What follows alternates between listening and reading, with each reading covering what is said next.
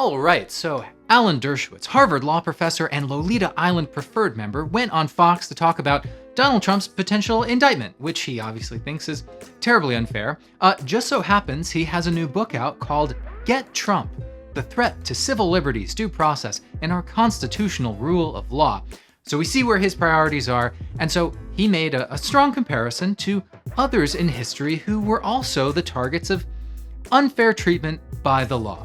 Give us your sense of this attack, this latest attack on President Trump. Well, when I was a young civil rights worker and I was training to go down south as an observer, our instructors told us, never spit on the sidewalk, don't put out a cigarette in the street, because you're being targeted by the sheriffs and the police, and they will turn your spitting on the street into a felony of destruction of property. We took that very seriously. And now, District Attorney Bragg is following the precedent of the segregationist South. Okay, so the differences between Trump and civil rights workers in the 1960s are fairly significant. Civil rights workers, of course, they organized freedom rides, participated in desegregation efforts, gave their time to advance equality, reduce suffering, fight bigotry, whereas Trump has done the opposite of those things. He demonized journalists, indicted Julian Assange. His tax cuts made it so that billionaires pay a lower rate than the working class for the first time in history. The travel ban, the allegations of sexual assault. So I would say his goals depart from the goals of civil rights workers in the segregated South enough to make the comparison non-viable. But for Dershowitz, there probably is no historical victim with whom he would not find some company. Remember in 2018, he was shunned on Martha's Vineyard for also his defense of Trump.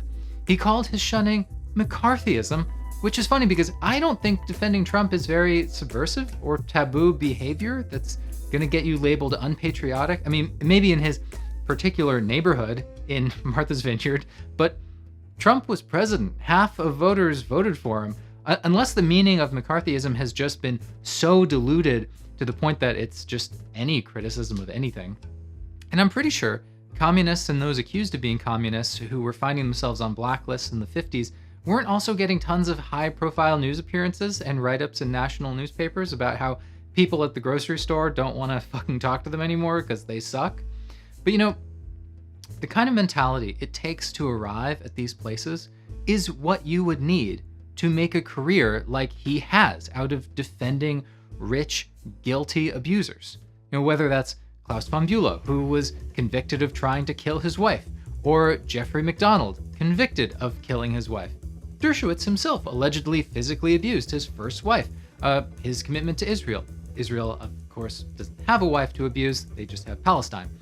The thread here is that he has a soft spot for a certain kind of client, and definitely can't forget Epstein, obviously. When Jeffrey Epstein found out in 2005 that he was being investigated by police for the sexual abuse of underage girls, he called Alan Dershowitz. Dershowitz helped negotiate a non-prosecution agreement under which Epstein served just 13 months in a county jail, much of it spent on work release in an office. It's funny. He has made this comparison between Trump and civil rights workers more than once, so it's a comparison he believes in, clearly, or just thinks people will buy, although I hesitate to call people grifters. I think in general that's an overused word.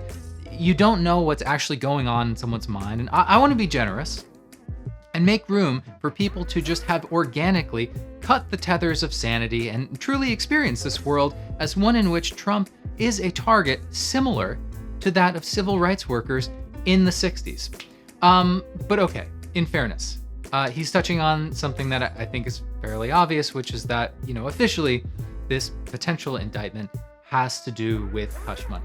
But unofficially, it's about everything else. That's where the energy is coming from. So yeah, this is getting Al Capone for tax evasion. But if that's how it has to go down, that's what it is. I mean, yeah, it's a shame that he'd go down for this thing that basically no one cares about, because of all the ways he was corrupt as a president or as a private citizen, or even criminal in those capacities, this is the least of it. I think calling Georgia and saying, I need you to find me 11,000 votes is more compelling. And even more unfortunate, I think it's pretty unlikely anyone is ever going to face consequences for, truly the worst sins of presidents. Assassination programs, supporting dictators, coups, droning a wedding party. Did Obama pursue anyone from the Bush administration? Of course not.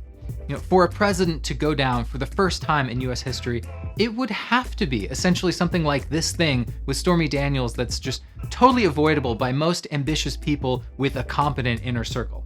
That being said, if Trump is indicted and actually arrested, got to put all that aside for a second and just, kind of enjoy the moment, I guess. Though that would probably be good for Dershowitz's book sales, unfortunately. But that'll be it for me. If you are from Breaking Points, thanks so much for coming here and checking out my channel. It's been really great working on videos for them. Those are coming out every Sunday. I also have an interview with Matt Alford coming soon here. He's done a lot of key research on the relationship between the military and Hollywood. And if you have topic ideas for this channel or my next Breaking Points video, let me know, leave a comment, and I'll see you in the next one.